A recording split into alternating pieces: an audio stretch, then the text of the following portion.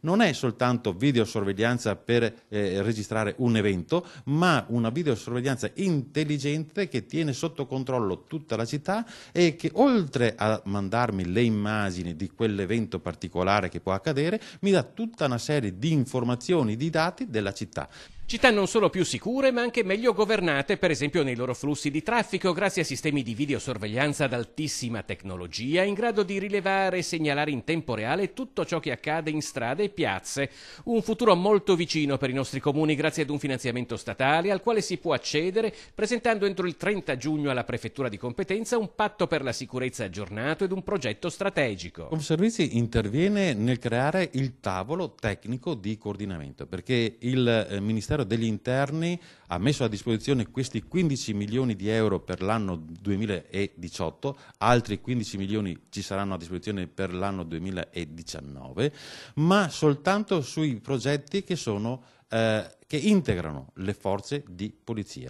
Quindi un tavolo in cui ci sono i carabinieri, c'è la polizia di Stato, la polizia municipale, i vigili del fuoco, tutte quante le forze di primo intervento, di primo soccorso